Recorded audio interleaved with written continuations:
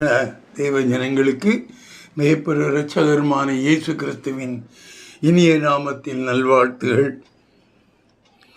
இன்றைய செய்தியிலே சில முக்கியமான காரியங்களை பற்றி சொல்லப் போகிறேன். செய்தியின் தலைப்பு பரலோகத்தில் இடம் பிடிக்க வேண்டிய 3 தகுதிகள். எல்லோரும் நித்திய ஜீவன் அடைந்து பரலோகத்தில் தேவ சமூகத்திற்கு போய்விடுவோம் என்று சொல்வதெல்லாம் சரி, ஆனால் அதற்கு சில தகுதிகள் இருக்கிறது. இந்த செய்திக்கு உள்ளாக போகிறதுக்கு முன்னால் லூக்கா 15 இளையகுமாரன் கெட்ட குமாரன் நல்ல குமாரன் கதை உங்களுக்கு தெரியும். லூக்கா 15 அதில் 22வது வசனத்தில் என்ன சொல்லியிருக்கும் என்றால், அந்த கெட்ட குமாரன் போய் எல்லாவற்றையும் இழந்து விட்டு உடுக்குக்கு சரியாக ஆடையுட கிடையாது, சாப்பாடு கிடையாது. அந்த சமயத்திலே நான் என் பிதாவினிடத்துக்கு போனால் எனக்கு அவர் அந்தஸ்து தருவார் என்று விசுவாசித்து அந்த இளைய மகன் திரும்பி வரும் பொழுது அவனை ஆறத் தழுவி அந்த தகப்பன் என்ன செய்தார் என்பதை தான் அந்த 22ஆம் வசனம் சொல்லும். அதில் அந்த 22ஆம் வசனம் என்ன சொல்லும் என்றால், அவனுக்கு நல்லா குளிப்பாட்டு, உயர்ந்த வஸ்திரத்தை அணியுங்கள், கைக்கு மோதிரம் போடுங்கள், காலுக்கு பாதரட்சை போடுங்கள். இந்த 3ம் போட்டால் தான் இவனுக்கு அந்த அந்த தகப்பனுடைய அந்த செட்டப்பில் அவன் போய் அவருக்கு சமானமாக உட்கார முடியும். ஏனென்றால் எல்லா டைமும் இதை போட்டிருப்பான். அவன் முதலாளியாக இருக்கும் பொழுது இந்த வீட்டை விட்டு போகிறதுக்கு முன்னால் அவன் நல்ல ட்ரெஸ் போட்டிருப்பான், கையில் மோதிரம் போட்டிருப்பான், காலில் செருப்பு போட்டிருப்பான். இந்த மாதிரியான காரியங்கள் அவன் பாவம் செய்து வெளியே போகணுன்னு எல்லாம் போயிடுச்சு. மோதிரத்தை விட்டு விட்டான், நல்லா அடைகள்லாம் ஒன்றும் கிடையாது. ஆனால் திரும்பவும் அவன் அதே இடத்திற்கு வர வேண்டுமானால் அந்த பிதாவானவர் அவனுக்கு அந்த 3 காரியங்களையும் திரும்ப கொடுப்பார். கொடுத்த பிறகுதான் அவனுடைய அவருடைய மகன் என்ற ஸ்தானத்தில் உட்கார முடியும். இதை மனதில் வைத்து கொண்டு இந்த செய்தியை அணுகினால் உங்களுக்கு நான் என்ன சொல்லுகிறேன் என்பது லகுவாக புரியும். ஆதியிலே தேவன் மனிதனை சிருஷ்டித்த பொழுது அவன் சதா காலங்களிலும் தேவனோடே அவருடைய சமூகத்தில் வாழ வேண்டும்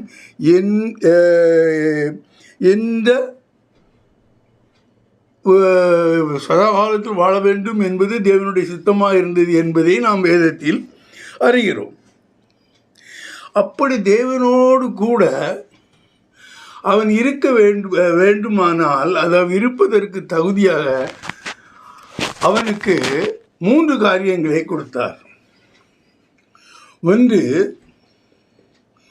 அந்த ஆதாம் அந்த மனிதன் படைக்கப்பட்ட பொழுதே இந்த 3 காரியங்களும் அவனுக்கு கொடுத்தார். அந்த 3 காரியங்களும் அவனிடம் இருந்தால்தான் அவன் தேவனுடைய சன்னிதானத்தில் அவருக்கு முன்னால் நிற்க முடியும். அந்த 3 காரியங்களும் எவைகள் என்றால், ஒன்று நித்திய ஜீவன். அவன் நித்திய ஜீவனுடையவனாக இருக்க வேண்டும். அப்படியானால் தான் அவன் தேவ சமூகத்தில் இருக்க முடியும். அடுத்ததாக சிருஷ்டிகளின் மேல் ஆளுகை, அவன் ராஜாவாக இருக்கணும். அவன் சாத்தானுக்கு அடிமைப்பட்டவனாக இருக்கக்கூடாது. மூன்றாவதாக தேவ சாயலில் இருக்க வேண்டும். பாவ சாயலிலோ மனித சாயலிலோ இருக்கக்கூடாது. அவன் தேவனுடைய சன்னதியில் இருப்பார். ஆனால் தேவனை போல சிந்திக்க வேண்டும், தேவனை போல் நடந்து கொள்ள வேண்டும். அந்த சிந்தை முழுவதும் அவனுக்கு தேவனுடைய சிந்தைக்கு ஒப்பானதாக இருக்க வேண்டும். இந்த 3 காரியங்களையும், அதாவது நித்திய ஜீவன், சிருஷ்டிகள் மேல் ஆளுகை, தேவசாயல், இந்த 3 இருந்தால்தான் அவன் தேவனோடு கூட போய் அவருடைய சன்னதியில் நிற்க முடியும், அல்லது அவரோடு ஒப்புரவாக முடியும். இந்த 3 தகுதியும் இல்லாதவர்கள் தேவ சமூகத்தில் பிரவேசிப்பது என்பது முடியாத காரியம். இந்த தகுதிகளை தனித்தனியாக எப்படி மனிதன் இழந்து போனான், தனித்தனியாக அது ஒன்றும் நித்திய ஜீவன் எப்படி இழந்து போனான், கொடுக்கப்பட்ட ஆளுகை எப்படி இழக்கப்பட்டது, அவனுடைய சாயல் எப்படி மாற்றப்பட்டது, இந்த மூணும் தனித்து எப்படி அவன் இழந்து போனான் என்பதை தான் உங்களுக்கு இந்த செய்தி சொல்லுகிறது. அவன் எப்படி இழந்து போனான், அவன் அது எங்கே இருக்கிறது, யாரால் அது இது அளிக்கப்பட்டது, இனி அது திரும்ப கொடுக்கப்படுமா, அது யாரால் கொடுக்கப்படும், அது எப்போது கொடுக்கப்படும், அவைகளை பற்றி தான் சுருக்கமாக பெரிய ஒரு காரியமாக உள்ள ஒரு சப்ஜெக்ட் இது. ஆனால் இது சுருக்கமாக உங்களுக்கு சொல்லுகிறேன். ஒவ்வொரு விசுவாசி தான் நித்திய ஜீவனை தான் தேவனோடு போவான்னு சொல்லுவான். ஒவ்வொரு விசுவாசிக்கும் தெரிந்திருக்க வேண்டியது, அவன் நிச்சயமாக இந்த 3 காரியங்களையும் உடையவனாக இருக்க வேண்டும். அப்படியானால்தான் அவனுக்கு அந்த நித்திய ஜீவன் என்று சொல்லக்கூடிய அந்த தேவனுடைய சமூகத்தில் இருக்கும் தகுதி கிடைக்கும். முதலாவதாக நித்திய ஜீவனை பார்ப்போம். மனிதன் தேவனால் சிருஷ்டிக்கப்பட்ட பொழுது நித்திய ஜீவன் உடையவனாக, அதாவது சதா காலங்களிலும் தேவ சன்னதியில் இருக்கும்படியான ஸ்லாக்கியத்தை உடையவனாக படைக்கப்பட்டான். ஆண்டவர் சொன்னார், நீ இந்த மரத்தின் கனியை புசிக்கக்கூடாது, புசித்தால் சாகவே சாவாய். அப்போ புசிக்காமல் இருந்திருந்தால் அவன் சாகவே மாட்டான். அப்படியானால் மனிதன் சிருஷ்டிக்கப்பட்ட பொழுதே அவனுக்கு சாவு இல்லாமல் இருந்தது. அவன் நித்திய ஜீவனை உடையவனாக இருந்தான். அவன் எப்பொழுது அந்த கனியை புதித்தானோ அப்போதான் அவனுக்கு நித்திய ஜீவன் அவனை விட்டு போனது. இது கொஞ்சம் வேத வசனங்களோடு பார்க்கலாம். ஆதியாகமம் 2:15-17 வரை வாசிப்பீர்களேயானால், தேவனாகிய கர்த்தர் மனுஷனை ஏதேன் தோட்டத்தில் அழைத்து கொண்டு வந்து அதை பண்படுத்தவும் காக்கவும் வைத்தார். தேவனாகிய கர்த்தர் மனுஷனை நோக்கி, நீ தோட்டத்தில் உள்ள சகல விருட்சத்தின் கனியையும் புசிக்கவே புசிக்கலாம், ஆனாலும் நன்மை தீமை அறியத்தக்க விருட்சத்தின் கனியை புசிக்க வேண்டாம், அதை நீ புசிக்கும் நாளில் சாகவே சாவாய் என்று கட்டளையிட்டார். தேவன் இவனை ஏதேன் தோட்டத்துக்கு அழைத்து கொண்டு போனார். எதற்காக அழைத்து கொண்டு போனார்? பண்படுத்தவும் காக்கவும்.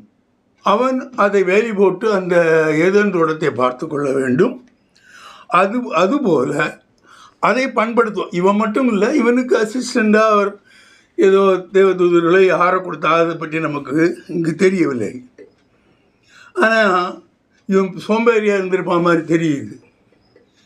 இவன் காவல் காக்க வேண்டிய இடத்துல கோட்டை விட்டதுனால தான் அந்த சர்ப்பம் உள்ளே வந்தது. சர்ப்பம் காட்டு மிருகங்களில் ஒன்று. அது இந்த தோட்டத்திற்கு வர வேண்டிய அவசியமே இல்லை. அதை வராமல் தடுத்திருக்க வேண்டியது இவனுடைய வேலை. அதை விட்டுவிட்டான். இனி இந்த வசனங்களை கூர்ந்து நீங்கள் கவனிப்பீர்களே ஆனால், தடை செய்யப்பட்ட கனியை புசியாமல் இருந்த பொழுது அவன் சாவாமை உடையவனாக இருந்தான். அதாவது நித்திய ஜீவன் உடையவனாக இருந்தான். அதாவது நித்திய ஜீவன் உடையவனாக இருந்தான் என்பது ரொம்ப தெளிவாகிறது. இங்கு சொல்லப்பட்டிருக்கும் ஆவிக்குரிய மரணம். மரணம் என்றாலே அதற்கு அர்த்தம் பிரிவு, செப்பரேஷன். டெத்னா செப்பரேஷன். ஒரு மரணத்தின் போது அங்கு ஒரு பிரிவு நடக்கிறது. சரீர மரணத்தின் போது சரீரத்தை விட்டு ஆவி ஆத்மா பிரிந்து விடுகிறது. அது சரீர மரணம். இன்னும் தேவனை விட்டு பிரிந்து போகிறது ஆவிக்குரிய மரணம் என்று சொல்லுகிறோம். தேவனை விட்டு ஒரு ஆத்மாவும் ஒரு ஆவியும் பிரிந்து செல்வோமானால் அது ஆவிக்குரிய மரணம். சொல்லுவாங்க ஊரில் எல்லாம், சித்தப்பணம் போல திரிகிறான். அப்போ அங்கு ஒரு சாவு அவனுக்கு நடந்திருக்கிறது. தேவனை விட்டு அவன் பிரிந்து, அவனுடைய ஆத்மாவும் பிரிந்து விட்டு, ஆனால் அவன் சரீரமாக உயிரோடு தான் இருக்கான். இன்னும் சரீரத்தை விட்டு அவன் பிரியலை. இது மரணத்தை பற்றிய விவரங்கள் வரும்பொழுது அதில் இதை நாம் தியானிக்கலாம். வேதத்திலே குறிப்பாக சொல்ல முடிகிறேன். வேதத்தின்படி மரணம் 2 வகையாக பிரிக்கப்பட்டிருக்கிறது. சரீர பிரகாரமான மரணம், இது ஆத்மா ஆவி ஜீவனை சரீரத்தை விட்டு பிரிகிறது. ஆவிக்குரிய மரணம், இந்த மரணம் ஆத்மா ஆவியும் தேவனை விட்டு பிரிகிறது. கடவுள்லாம் ஒன்றும் கிடையாது. வேதத்தை பொறுத்தவரையில் அவன் சாவாமையை தரித்து கொண்டான், அவன் சாவை தரித்து கொண்டான், செத்து போனான், ஆனாலும் உயிரோடு இருப்பான். இனி சரீர பிரகார மரணத்தை பற்றி நாம் கொஞ்சம் தெரிந்திருக்க வேண்டியது அவசியம். இந்த மரணம் எல்லா மனிதருக்கும் உண்டாகும். அது ஆதாமினால் வந்த ஒரு பாவம். எல்லா மனிதருக்கும் மரணம் என்பது உறுதியாக்கப்பட்டு இருக்கிறது. ஆதியாகமம் 3:17-19 வரை வாசிப்பீர்களே. ஆனால் பின்பு அவர் ஆதாமை நோக்கி, நீ உன் மனைவியின் வார்த்தைக்கு செவி கொடுத்து புசிக்க வேண்டாம் என்று நான் உனக்கு விளக்கின விருட்சத்தின் கனியை புசித்தபடியினாலே பூமி உன் நிமித்தம் சபிக்கப்பட்டிருக்கும். நீ உயிரோடிருக்கும் நாளெல்லாம் வருத்தத்தோடே அதன் பலனை புசிப்பாய். அது உனக்கு முள்ளும் குறுக்கும் முளைப்பிக்கும். வெளியின் பயிர் வகைகளை புசிப்பாய். நீ பூமியிலிருந்து எடுக்கப்பட்டபடியால் நீ பூமிக்கு திரும்பும் மட்டும் உன் முகத்தின் வேர்வையால் ஆகாரம் புசிப்பாய். நீ மண்ணாயிருக்கிறாய், மண்ணுக்கு திரும்புவாய் என்றார். என்ன சொல்லப்பட்டு இருக்கும்? அவர் ஆதாமை நோக்கி, ஆதாமே நீ எங்கே இருக்கான்னு கேட்டால் நான் ஒழிச்சுட்டு இருக்கேன். அப்போ உடனே அவர் கேட்பார், நீ நிர்வாணியாக இருக்கிறான் என்று உனக்கு சொன்னது யாரு? அப்போ எவரோ ஒருத்தன் வந்திருக்கணும்ல. யாரும் வரக்கூடாதுன்னு தானே அவனை தனியாக வச்சிருக்கிறாரு. அவன் என்ன சொல்கிறான்? நான் நிர்வாணி என்று அறிந்து. அப்போ ஆண்டவர் கேட்குறாரு, ஒன்று நிர்வாணின்னு சொன்னது யார்? அப்படி சொன்ன அந்த 3ஆம் மனிதன் எப்படி அந்த தோட்டத்திற்குள் வந்தான் என்று கேட்குறார். அடுத்ததாக, இப்படி நீ செய்ததினால், அதாவது அவர் அடுத்த உடனே கேட்டார், நான் தடை சாப்பிடாதே என்று சொன்ன கனியை நீ புசித்தாயோ, அதாவது என் கட்டளையை நீ மீறினாயோ? அவன் ஆமான்னா. அவ்வளோதான், அம்பாவமாகிவிட்டான். தேவனுடைய கட்டளை, எந்த பிரகாரமான கட்டளைகள் எந்த விதத்தில் கொடுக்கப்பட்டிருந்தாலும் அதை மீறுவதுதான் பாவம். அடுத்தால என்ன சொல்றாருன்னா, பூமி உன் நிமித்தம் சபிக்கப்பட்டிருக்கும். நீ எந்த பூமியிலிருந்து நீ எடுக்கப்பட்டாயோ அந்த பூமி உன்னால் அது சபிக்கப்பட்டிருக்கும். இதுவரைக்கும் அது முள்ளு இது குறுக்கும் இல்லாத நல்ல நிலமாக தான் இருந்தது. இனி நீ ஈஸியாக போய் அங்கே ஒன்றை விதைச்சி மரத்தை சாப்பிட முடியாது. உன் நெத்தி வியர்வை கீழே சிந்த வேண்டும்.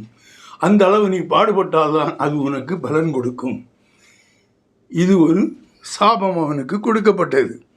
இந்த பூமி எப்பொழுது இந்த சாபம் வரும் என்றால், புதிய வானமும் புதிய பூமியும் வரும்போது தான் இந்த சாபம் மனிதர்களுக்கு அதிலிருந்து விலகும். அதுவரை பூமி சபிக்கப்பட்டதாகவே இருக்கும். வேதத்தில் வேறு அந்த புதிய பூமியை தவிர வேறு எதுவும் பற்றி சொல்லவில்லை. ஒரு மனிதன் பிரகாரமாக உயிரோடு இருந்தாலும் தேவனுடைய வழிகளை உதாசீனப்படுத்தி நடப்பானே ஆனால் அவன் ஆவியிலே செத்த சரீர பிரகாரமாய் உயிருள்ளவனாக இருப்பான். ஆவியிலே அவன் செத்தவனாக இருப்பான். ஆனால் சரீரப்பிரம உயிருள்ளவனாக அங்கே இங்கே நடந்துட்டு இருப்பான். இனி ஆதாம் சாத்தானுக்கு கீழ்ப்படிந்ததினால், இங்கே பாருங்கள் அங்கே என்ன நடந்ததுன்னு. ஏன் நான் இதை விவரமாக போகிறேன்னா, இது எல்லாருக்கும் தெரிந்தது. தேவன் ஒரு கட்டளை கொடுத்தார், நன்மை தீமை அறியக்கூடிய இந்த மரத்தின் கனியை நீ புசிக்கக்கூடாது. அவன் புசிக்காம தான் இருந்தான். ஆனால் இவன் உள்ள விட்டான் ஒரு சர்ப்பம். அது ரொம்ப தந்திர குணம் முடியுது. அதன் உள்ளாக சாத்தான் புகுந்து கூட வந்துட்டான். முதல் மனிதனை அவன் பாவமாக்கி விடுவானே, ஆனால் வரக்கூடிய எல்லா மனிதனும் பாவியாகி போய்விடுவார்கள். எல்லாருமே சாத்தானோடு போய்விடுவார்கள். அதை சிருஷ்டித்த தேவனுக்கு அந்த மனிதனே இருக்க மாட்டான் என்ற ஒரு நிலைமையை அவன் உருவாக்க நினைத்தான். ஆகவேதான் அவன் அது எப்படி நினைத்தான, தேவனுடைய ஒரு நியமத்தை வைத்தே அவன் அதை செய்தான். தேவன் என்ன சொல்லி இருக்கிறார் தெரியுமா? நீ யாருடைய சொல்படி நடப்பையோ அவனுக்கே நீ அடிமைப்பட்டிருப்பாய். இது அவனுக்கு நல்லா தெரியும். ஆதாம் சாத்தானுக்கு கீழ்ப்படிந்து கட்டளைகளை நிராகரித்ததினால் தேவனுடைய நியமத்தின்படி பாவியாகி அதன் நிமித்தம் நித்திய ஜீவனை இழந்து போவான். இதுபோல யார் யார் நித்திய ஜீவனை அடையாமல் நித்திய ஆக்கினையை அடைவார்கள் என்பது இயேசு சொல்லியிருக்கிறார். இயேசு போகும்போது அவருக்கு தெரியும், இவன் எப்படியாவது ஒன்றும் உருப்படாமல் தான் போவான். ஆரம்பத்திலே சாத்தானுக்கு சொல்ல கேட்டு பாவியாக போனான். அது பிறகு அவனை மீண்டு வர்றதுக்கு எவ்வளவோ ஆபிரகாமின் மூலமாக எவ்வளவோ எடுத்து ஒன்றும் முயற்சி அதிகமாக பலன் கொடுக்கல. கடைசியில் இயேசுவே வந்திருக்கிறார், மனிதனாக வந்திருக்கிறார். அது ஒரு ஓமை சொல்லியிருப்பார். யாரெல்லாமோ அனுப்பி வரவேண்டிய மரத்தின் கனியை அந்த குத்தகைக்காரர்களிடம் கேட்க சொல்லும் போது அவன் கொடுக்க மாட்டான். கடைசியாக அவருடைய மகனையே அனுப்புவார். அவனையும் பிடிச்சி கொன்று போட்டதாக நமக்கு மத்தேயிலே ஒரு உவமை சொல்லியிருப்பார். அதுதான் இங்கு நடந்தது. அவனுக்கு வேலையை தான் எப்படியாவது எல்லோரையும் பாவமாக்கி விடணும். பாவமானால் அவனுக்கு அனிமையாகி விடுவார்கள். இது தேவனுடைய கட்டளை, இது தேவனுடைய நியமம். அவனுக்கு அடிமையாக இருந்துட்டு இவருக்கு உகந்ததாக இருக்க முடியாது. ஏனென்றால் இந்த பூமியை ஆண்டு கொள்வார் என்று அவர் சொல்லியிருக்கார். அது போயிடும். அவன் இவர் கையில் எவ்வளோ ஆளுகை இருக்கோ அந்த ஆளுகை அவன் கையில் போயிடும். அப்போ ஆளுகையை சாத்தான் இழந்தவனாகி விடுவான். அதை நம்ம பற்றி ஆளுகையை பற்றி பேசும்போது பேசலாம்.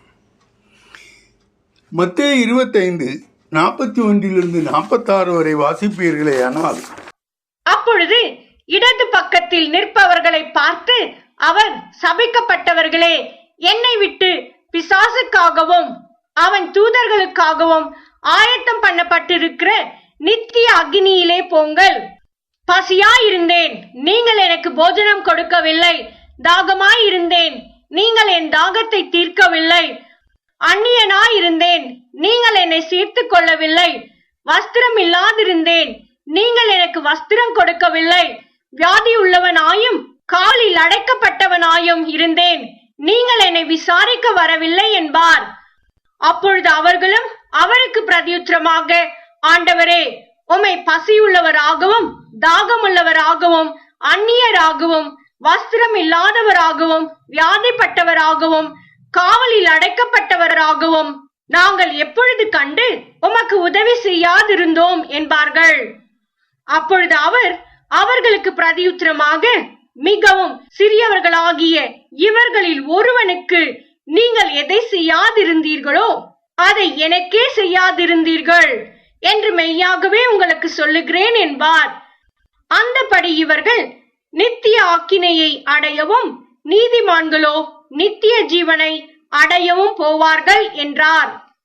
அவர் குறிப்பா அந்த காலத்தில் இருந்த அந்த ஜனங்களுக்கு விளங்கும்படியான காரியங்களை சொன்னார். நான் பசியாக இருந்தேன், நான் தாகமாக இருந்தேன், நான் என்னை சிறையில் அடைக்கப்பட்டிருந்தேன், அந்நியனாக இருந்தேன், வீடு இல்லாமல் இருந்தேன், நீங்கள் யாருமே எனக்கு ஹெல்ப் பண்ணலை. இந்த மாதிரிப்பட்ட ஆட்டிடியூடு உங்களுக்கு இருக்குமா இருந்தால் நீங்கள் நிச்சயமாக தேவனிடம் போக முடியாது அப்படின்னு இந்த வசனத்தில் உள்ள காரியங்களை இயேசு சுருக்கமாக எல்லோருக்கும் தெரிய முடியாத சொல்லியிருப்பார். நித்திய ஜீவனை அடையணும்னா யார் அடைய முடியும்? முதலில் தேவனை புரிந்து கொண்டவர்கள், அவர் எப்படி அவருடைய பசியை போக்குறவர்கள், அவருடைய தாகத்திற்கு தண்ணீர் கொடுக்கிறவர்கள், அவர் சிறையில் அவர் என்று சொல்லும் பொழுது அவரை விசுவாசித்த ஜனங்களே மொத்தமாக நாம் குறிப்பிட்டு கொள்ளலாம்.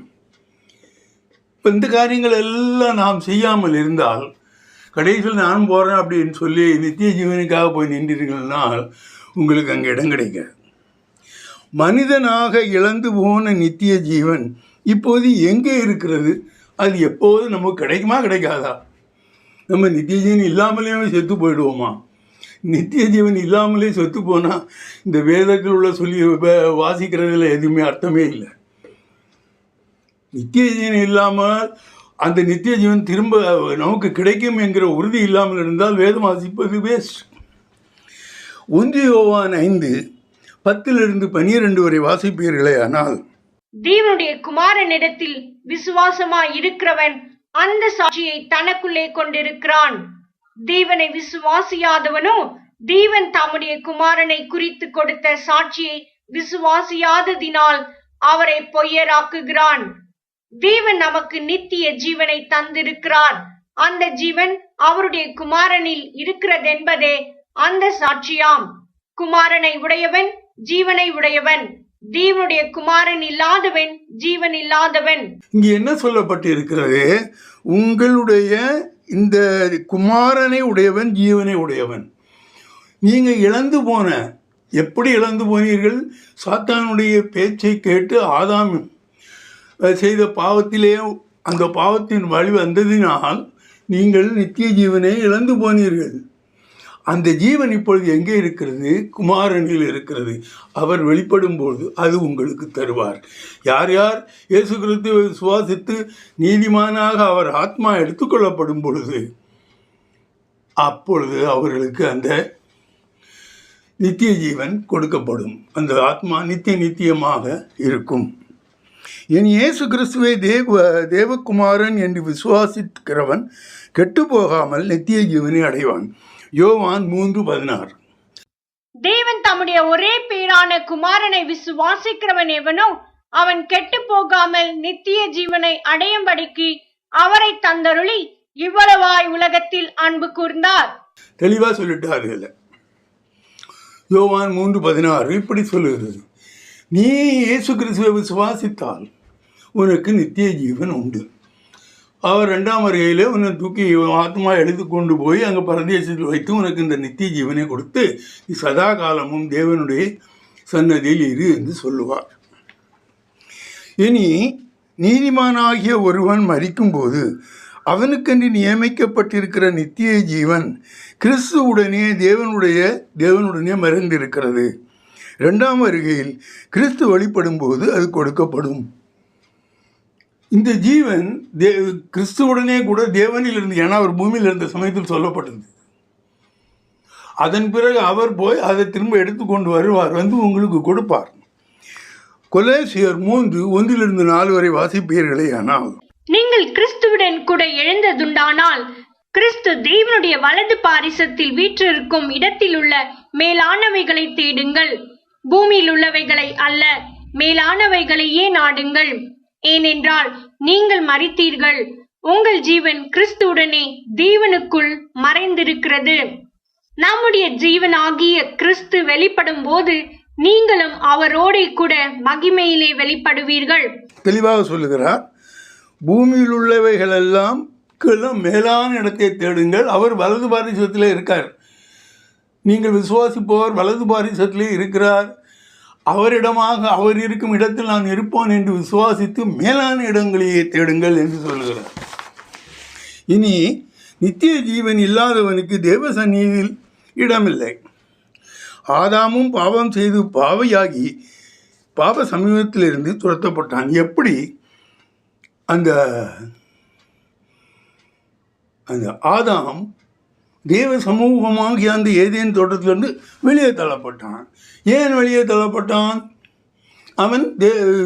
இவன் சாத்தானுக்கு அடிமையாகி விட்டதால். ஆதியாகமம் 3:22-24 வரை வாசிப்பீர்களே. ஆனால் பின்பு தேவனாகிய கர்த்தர், இதோ மனுஷன் நன்மை தீமை அறியத்தக்கவனாய் நம்மில் ஒருவரை போலானான். இப்பொழுதும் அவன் தன் கையை நீட்டி ஜீவ விருட்சத்தின் கனியையும் பறித்து புசித்து என்றைக்கும் உயிரோடிராதபடிக்கு செய்ய வேண்டும் என்று அவன் எடுக்கப்பட்ட மண்ணை பண்படுத்த தேவனாகிய கர்த்தர் அவனை ஏதேன் தோட்டத்திலிருந்து அனுப்பிவிட்டார். அவர் மனுஷனை துரத்திவிட்டு ஜீவ விருட்சத்துக்கு போம் வழியை காவல் செய்ய ஏதேன் தோட்டத்துக்கு கிழக்கே கேருபீன்களையும் வீசிக்கொண்டிருக்கிற சுடரொளி பட்டயத்தையும் வைத்தார். பிறகு அவன் அங்கே திரும்பி போனோம். ஏன்னா அவனுக்கு புத்தி தெரியும் ஆண்டவருக்கு. போனோன்னா அங்கே என்ன வச்சுட்டாரு? சுடரொளி பட்டயம் அங்கே சுற்றிக்கிட்டே இருக்கும். இப்போனா வட்டி போடணும். ஆகையினால எந்த மனிதனும் சரி அந்த ஏதேன் தோட்டத்திற்குள்ளே அந்த தேவ சன்னதிக்குள்ளே போக முடியாமல் இருந்தார்கள். தேவன் இருக்கும் இடத்திலே ஒரு ஜீவன், நித்திய ஜீவனை கொடுக்கக்கூடிய அந்த ஜீவ விருட்சமும் இருக்கிறது. அந்த கனி உனக்கு எப்பொழுது நீ அதற்கு தகுதியானவனாகி உள்ளே போவாயோ அப்போதுதான் அந்த நித்திய ஜீவன் உனக்கு, நித்திய ஜீவன் கிடைக்கும்னா அந்த ஜீவ விருட்சத்தினுடைய கனி உனக்கு புசிக்க கொடுக்கப்படும். இனி இதுவரை நாம் நித்திய ஜீவனை பார்த்தோம். நித்திய ஜீவன் எப்படி நாம் இழந்து போனோம், யாரால் இழந்து போனோம், யார் யாருக்கெல்லாம் அது கிடைக்காது, அது எங்கே இருக்குது, அது எப்போது உனக்கு கொடுக்கப்படும், இவைகளையெல்லாம் நாம் பார்த்தோம். அது இல்லாமல் நீ தேவனுடைய சந்நிதிக்கு போகவும் முடியாது. இனி அடுத்தது சிருஷ்டிகளின் மீதான ஆளுகை. தேவன் எந்த காலத்திலும் ஆளுகை செய்கிறவனாக இருக்க வேண்டும். சாத்தானோ அல்லது வேறு எந்த சிருஷ்டிக்கும் அடிமைப்பட்டவனாக இருக்கக்கூடாது. ஆளுகை செய்பவனாகவே ஆதாம் சிருஷ்டிக்கப்பட்டான். அவன் ஆளுகை செய்தவனாக இருக்கணும். தேவனைப் போல ஆளுகை செய்வனாக இருக்கணும். அந்த சாத்தான் அவன் சிருஷ்டிக்கப்பட்டவன், அவனுக்கு அடிமையாக நீ இருக்கக்கூடாது. ஆதியாமம் 1:28-30 வாசி, அந்த 2 வாசம் 28, 29, 30 இந்த 3 வாசிப்பீர்களேயானால். பின்பு தேவன் அவர்களை நோக்கி, நீங்கள் பலுகி பெருகி பூமியை நிரப்பி அதை கீழ்ப்படுத்தி சமுத்திரத்தின் மச்சங்களையும் ஆகாயத்து பறவைகளையும் பூமியில் மேல் நடமாடுகிற சகல ஜீவ ஜந்துக்களையும் ஆண்டு கொள்ளுங்கள் என்று சொல்லி தேவன் அவர்களை ஆசீர்வதித்தார். பின்னும் தேவன், இதோ பூமியின் மேல் எங்கும் விதை தரும் சகலவித பூண்டுகளையும் விதை தரும் கனிமரங்கள் ஆகிய சகலவித விருட்சங்களையும் உங்களுக்கு கொடுத்தேன். அவைகள் உங்களுக்கு ஆகாரமாய் இருக்க கடவது. பூமியில் உள்ள சகல மிருக ஜீவன்களுக்கும் ஆகாயத்தில் உள்ள சகல பறவைகளுக்கும் பூமியின் மேல் ஊறும் பிராணிகள் எல்லாவற்றுக்கும் பசுமையான சகல பூண்டுகளையும் ஆகாரமாக கொடுத்தேன் என்றார். அது அப்படியே ஆயிற்று. நீங்க எல்லாம், அவர் என்ன சொல்வார், நீங்க பழுகி பெருகி எல்லாம் பண்ணுங்க, பூமியில் என்னெல்லாம் சிருஷ்டிப்பு நான் வைத்திருக்கனோ அவ்வளவையும் ஆண்டு கொள்ளுங்கள், மர ஜீவன்கள் எல்லாம் நான் உங்களுக்கு ஆகாரமாக கொடுத்துட்டேன். வீதியேறின பற்றி தான் அங்கே பேசப்பட்டிருக்கும். இன்னொரு இடத்தில் வரும்போது அவர் எல்லாத்தையும் சொல்லுங்க, நான் வெஜிடேரியன் கொடுத்தேன்னு சொல்லுவார். எல்லாமே நான் உங்களுக்கு கொடுத்துட்டேன். பூமியில் சிருஷ்டிக்கப்பட்ட அத்தனையும் உங்களுக்கு ஏதோ ஒரு வழியில் உங்கள் ஆளுகையின் கீழ் அது வைக்கப்பட்டது. ஆதாம் தேவனாகிய கர்த்தர் தனக்கு கொடுக்கப்பட்ட ஆளுகையை சாத்தானுக்கு விட்டு கொடுத்தான். தேவனின் நியமத்தின்படி தோற்றுப்போனவன் அல்லது அடிமையானவன் உடைமைகள் எல்லாம் அதை ஜெயித்தவனுக்கோ அல்லது அவன் எஜமானனுக்கோ அது போய் உரியதாக இருக்கும். பழைய பாட்டில் அடிமை என்று வேலைக்காரன் என்று சொல்கிறவன் வேறு, வேலை செய்வான், கூலி வாங்குவான், போடுவான். இது அடிமை என்று சொல்லக்கூடியவனுடைய எல்லா உடைமையும் அவன் எஜமானுக்கு சொந்தம். ஆகையால் யார் அடிமையாகி போகிறார்களோ அவர்களுக்கு உரியவை எல்லாம் அவனுடைய எஜமானனுக்கு சொந்தம். இந்த அடிப்படையிலே தேவனுடைய நியமம் வெளிப்பட்டிருக்கிறது.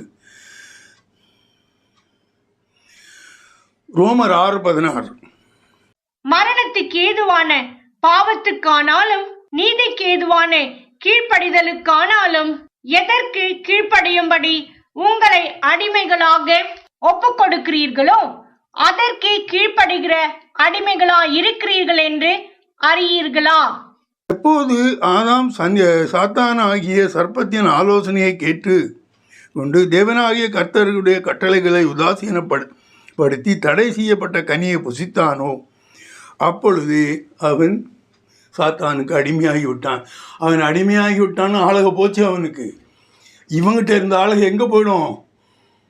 சாத்தானுக்கு போயிடும். அவன் இவனுக்கு எஜமானன், இவன் அடிமை. நல்லா புரிஞ்சுக்கணும்.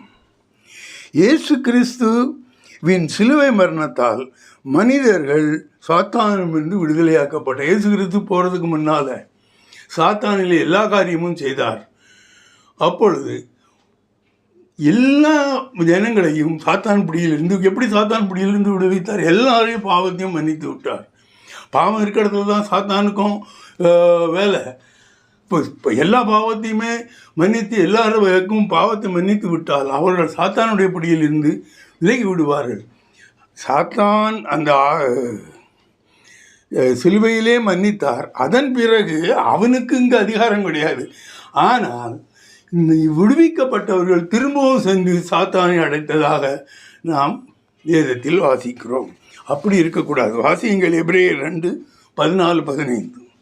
ஆதலால் பிள்ளைகள் மாம்சத்தையும் இரத்தத்தையும் உடையவர்களாயிருக்க அவரும் அவர்களைப் போல மாம்சத்தையும் இரத்தத்தையும் உடையவரானார். மரணத்துக்கு அதிகாரியாகிய பிசாசானவனை தமது மரணத்தினாலே அழிக்கும்படிக்கும் ஜீவ காலமெல்லாம் மரண பயத்தினாலே அடிமைத்தனத்திற்குள்ளானவர்கள் யாவரையும் விடுதலை பண்ணும்படிக்கும் அப்படியானார்.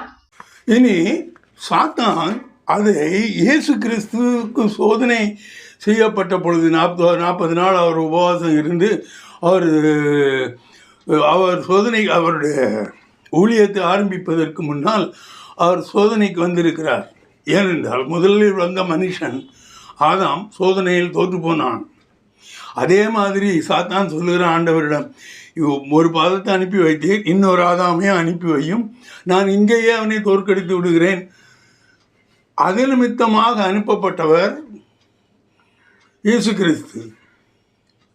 அவன் அவரை சோதித்தான். அந்த சோதனையின் போது அவன் சொல்லுவதை எல்லாம் கொஞ்சம் கவனியுங்கள். லூக்கா 4:5-6. பின்பு பிசாசு அவரை உயர்ந்த மலையின் மேல் கொண்டு போய் உலகத்தின் சகல ராஜ்யங்களையும் ஒரு நிமிஷத்திலே அவருக்கு காண்பித்து, இவைகள் எல்லாவற்றின் மேலும் உள்ள அதிகாரத்தையும் இவைகளின் மகிமையையும் உமக்கு தருவேன். இவைகள் எனக்கு ஒப்பு கொடுக்கப்பட்டிருக்கிறது. எனக்கு இஷ்டமானவனுக்கு இவைகளை கொடுக்கிறேன். அவன் என்ன சொல்வான்? நீர் தேவனுடைய குமாரன் என்பது எனக்கு தெரியும். நீர் என்னிடம் இருந்து இந்த ஆளுகை வருவதற்கு வந்திருக்கிறீர் என்பது எனக்கு தெரியும். அதற்காக வேண்டி நீர் ரொம்ப ஒன்றும் கஷ்டப்பட தேவை வேண்டியதில்லை. நீர் என்ன சாஷ்டாங்கம் விழுந்து என்னை ஏற்றுக்கொள்ளும், நான் இந்த ஆளுகையெல்லாம் உமக்கு தந்து விடுகிறேன். என்ன இந்த ஆளுகை எனக்கு ஒப்பு கொடுக்கப்பட்டிருக்கிறது. உமக்கு முன்னால் வந்த ஆதாம் எனக்கு இதை கொடுத்திருக்கிறான். அதை ஒருவனுக்கு கொடுப்பதும் கொடுக்காமல் இருப்பதும் என்னை பற்றியது. அதை தான் இந்த வசனம் உங்களுக்கு சொல்லுகிறது. இது லூக்கா 4:5-6. அப்போ இதிலிருந்து என்ன தெளிவாகிறது என்றால், அந்த ஆளுகை ஆதானால் சாத்தானுக்கு கொடுக்கப்பட்டது என்பது தெரிகிறது. அதை அநேக இடங்களில் நீங்கள் வாசித்து பெறீர்கள். சாத்தானை இலோகாதிபதி என்று சொல்வார்கள், அவன் இருளுக்கு அதிபதி என்று சொல்வார்கள். இந்த மாதிரி அவன் ஒரு அதிபதி, அதாவது தேவனை விட்டு விலகியவர்களுக்கு அவன் அதிபதியாக இருந்தான். அதிபதியாக வைத்தது யார்? யார் தேவனை விட்டு விலகி சென்றார்களோ அவர்களே அவனை அதிபதியாக வைத்தார். என்றால் தான் செய்கிறாங்க. மலையை போடுவாங்க, அதை கொளுத்துவாங்க, பலியை கொடுப்பாங்க, என்னெல்லாமோ பண்ணுவாங்க. தேவனுக்கு செய்கிறதுக்கு ஒப்ப அவனுக்கும் செய்வார்கள். அதை அவன் உண்டாக்கி கொண்டான். அதை உண்டாக்கும்படி தனக்கு அடிமையாக இருக்கிறவர்களை அவன் பயன்படுத்தி கொண்டான். அதன் மூலம் அவன் தேவனுக்கு கொடுக்கிறது, நீர் செய்வதை போல நான் இருக்கிறேன் பூமியில். உங்களுக்கு புரியும் என்று நினைக்கிறேன்.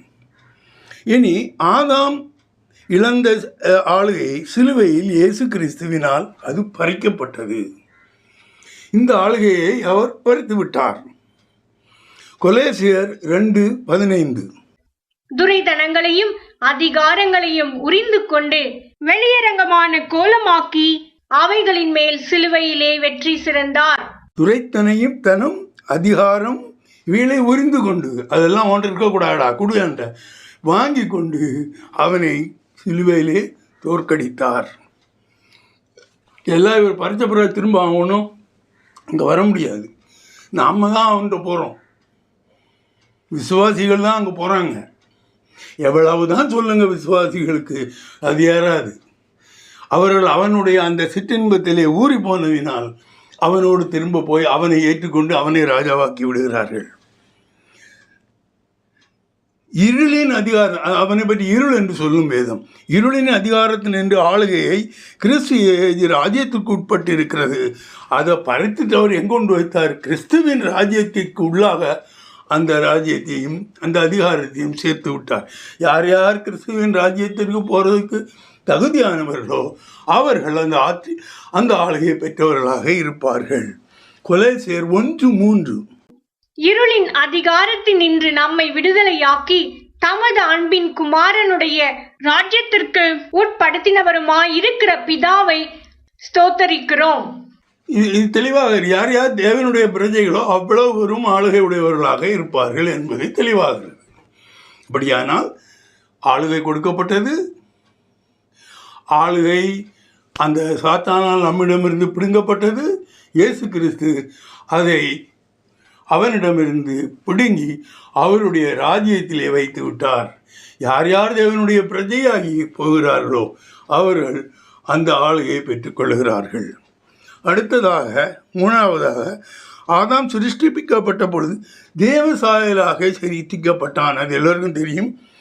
ஆதியாகமம் 1:27. தேவன் தம்முடைய சாயலாக மனுஷனை சிருஷ்டித்தார். அவனை தேவ சாயலாகவே சிருஷ்டித்தார். ஆணும் பெண்ணுமாக அவர்களை சிருஷ்டித்தார். இந்த ரெண்டு, ஒன்று தேவ சாயல், இன்னொன்று பாவ சாயல் அல்லது மனித சாயல். மனிதன் பாவியாக இருப்பதினால் மனித சாயலில் நடக்கக்கூடியவர்கள், அதாவது சாயல்னா அங்கே வேற ஒன்றும் புதுசாக ஒன்றும் இருக்காது. குணாதிசயங்கள், சிந்தைகள், நடக்கக்கூடிய வழிகள், இவைகளே தான் சாயல் என்று சொல்லுகிறோம். தேவன் சிந்திக்கிறது போல நீங்கள் சிந்திக்க வேண்டுமானால் உங்களுக்கு தேவ சாயல் வேண்டும். 1:27 வாசிப்பீர்களேயானால் அதில் உங்களை தேவ சாயலாக அவர் சிருஷ்டித்தார். ஆனால் உங்களுடைய தேவ சாயல் நீங்கள் பாவியாகிவிட்டபடியினால், ஆதாம் பாவியாகிவிட்டான், அவன் நிமித்தமாக வருகிற எல்லோரும் பாவியாகிவிட்டார்கள். ஆகையினால் உங்களிடம் இருந்த தேவ சாயல் மாறி பாவ சாயலாக வெளிப்பட்டது. ஆதியாகமம் 5:1-3 வரை வாசியுங்கள். ஆதாமின் வம்ச வரலாறு.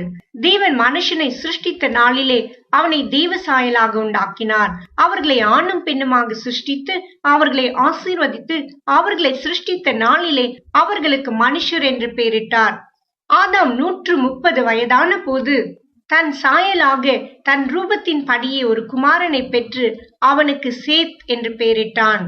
கடைசியாக மனிதன் பாவம் செய்தவனாக மரிப்பானே, ஆனால் அவன் தேவ சாயலை இழந்து போனவனாக இருப்பான். இயேசுவுக்குள்ளாக ஞானஸ்தானம் எடுத்துக்கொள்ளும் பொழுது, தண்ணீரில் மூழ்கும் பொழுது நம்முடைய பாவ சாயல் போய் சிலுவையில் அடிக்கப்பட்டு அல்லது மரித்து போய் தண்ணீரை விட்டு எழும்பும் பொழுது உயிரோடு எழுந்த இயேசு கிறிஸ்துவின் சாயலை நாம் தரித்து கொள்கிறோம். இதுதான் ஞானஸ்தானம் எடுக்குதுங்கிறது ஈஸி இல்லை. அதை விளக்கமாக சிலருக்கு தெரிவதில்லை. ஞானஸ்தானத்திலே நீங்கள் என்ன செய்ய வேண்டும் என்பது உங்களுக்கு தெரியுமானா அந்த சாயல் உங்களுக்கு கொடுக்கப்பட்டு இருக்கிறது. அதை கன்ஃபர்மேஷன் பண்ணுறாங்க. திடப்படுத்தல்னு ஒன்று வைக்கிறாங்க. அதில் கன்ஃபார்ம் பண்ணுறாங்க, நீ அதில் அப்படியே இருக்கிறியா இல்லையா. ஆனால் இந்த விஷயங்கள் தெளிவாக சொல்லப்படுகிறது, ஆனால் அது ஏற்றுக்கொள்ளப்படுவதில்லை. ரோமர் 6:2-6 வரை வாசியுங்கள். பாவத்துக்கு மரித்த நாம் இனி அதிலே எப்படி பிழைப்போம்? கிறிஸ்து இயேசுவுக்குள்ளாக ஞானஸ்நானம் பெற்ற நாம் அனைவரும் அவருடைய மரணத்துக்குள்ளாக ஞானஸ்நானம் பெற்றதை அறியாமல் இருக்கிறீர்களா?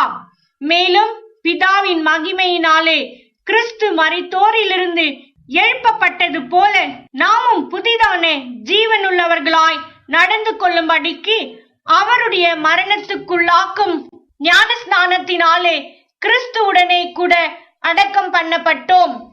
ஆதலால் அவருடைய மரணத்தின் சாயலில் நாம் இணைக்கப்பட்டவர்களானால் அவர் உயிர்த்தெழுதலின் சாயலிலும் இணைக்கப்பட்டிருப்போம். நாம் இனி பாவத்துக்கு ஊழியம் செய்யாதபடிக்கு பாவ சரீரம் ஒழிந்து போகும் பொருட்டாக நம்முடைய பழைய மனுஷன் அவரோடே கூட சிலுவையில் அறையப்பட்டதென்று அறிந்திருக்கிறோம். தெளிவாக சொல்லப்பட்டிருக்கிறது. நீங்கள் இப்பொழுது பாவசாலை உடையவர்களாக இருக்கிறீர்கள். இயேசு கிறிஸ்துவின் நாமத்திலே நீங்கள் நீரில் மூழ்கும் பொழுது அந்த சாயல் போய்விடுகிறது. எப்படி இயேசு கிறிஸ்து மரித்தாரோ அதே மாதிரி நீங்கள் உங்கள் பாவ சாயலை விட்டு விடுகிறீர்கள். எப்பொழுது எழுந்து அந்த தண்ணீரில் மூழ்கி வெளியே வருகிறீர்களோ அப்பொழுது இயேசு கிறிஸ்து எப்பொழுது இந்த உலகத்திலிருந்து உயிர்த்தெழுந்தாரோ அதே மாதிரி நீங்கள் உங்கள் பாவ சாயலை விட்டு நீங்கள் தேவ சாயலை அடைகிறீர்கள். இந்த தேவ சாயலில் நிலைத்திருப்பது தான் பெரிய காரியம். எந்த சமயத்தில் பாவம் செய்தாலும் நீங்கள் உங்கள் சாயல் பாவ சாயலாக மாறிவிடும். தேவ சாயலாக மாறுறதுக்கு சும்மா நான் ஞானஸ்தானம் எடுப்பேன், அது கிடையாது. ஒரே ஒரு தடவை தான் ஞானஸ்தானம் உங்களுக்கு உண்டு. அந்த ஞானஸ்தானத்தின் போது நீங்கள் இந்த சாயலை தேவ சாயலை உடையவர்களாக இருப்பீர்கள். அடுத்தது, நீங்கள் எப்பொழுதும் உங்கள் ஆத்மா அந்த பாவத்தை எல்லாம் விட்டு விலகும் பொழுது நீங்கள் அந்த பாவத்திலிருந்து விடுபட்டதினால் உங்கள் சாயல்கள் எல்லாம் தேவனுடைய சாயலுக்கு ஒப்பாய் திரும்புகிறது. இவைகள் தான் இந்த 3 தகுதிகளும். இவைகள் தான் உங்களுக்கு புரிந்திருக்கும்னு நினைக்கிறேன். தேவன் மனுஷனை சிருஷ்டித்த தன் சமூகத்தில் இருக்கும்படியாகவே நமக்கு நித்திய ஜீவனையும் ஆளுகையையும், அதாவது சாத்தானுடைய அடியமைக்கு இராதபடிக்கும் தேவ சாயலையும் கொடுத்தார். அதே மாதிரியான குணாதிசயம் உடையவனாகத்தான் அவர் உங்களை அங்கே ஏற்றுக்கொள்வார். ஆகையினால் ஒவ்வொருவரும் நீங்கள் ஞானம் எடுக்கும்போது எந்த மாதிரியான சத்தியங்கள் நீங்கள் செய்து கொடுத்தீரோ அதையே நீங்கள் நிலை நிற்க வேண்டும். அன்பான பிதாவை, மீட்பர் இரட்சகருமான இயேசு கிறிஸ்துவை, அன்றாடம் வழி நடத்தும் ஆவியானவரே, என்னென்ன தகுதியுடையவர்களாக நாங்கள் இருந்தால் எங்களுக்கு தேவசனத்தில் இடம் கிடைக்கும் என்பதை நான் ஜனங்களுக்கு சொன்னேன். இதை அந்த ஆளுகை சாயல் இவைகளெல்லாம் மறந்து போனவர்களாக விசுவாசிகள் இருக்கிறார்கள். சபைகளில் இவைகள் உறுதி செய்யப்படுகின்றன, சொல்லப்படுகின்றன. என்றாலும் அவைகளுக்கு அது எட்டாததாக இருக்கிறது. ஆண்டவர் தாமே அவருடைய மனதை திருப்தி அவர்களை இந்த நித்திய ஜீவன், ஆளுகை அந்த சாயல் இந்த 3ஐயும் அவருக்கு ஏற்றவாறு செய்யும்படிக்கு உண்மை அன்போடு வேண்டுகிறோம். அன்பான பிதாவை, நீர் அதை செய்வீர் என்று நாங்கள் விசுவாசித்து உங்களுக்கு ஸ்தோத்திரம் செலுத்துகிறோம். அன்பான பிதாவே, ஆமென்.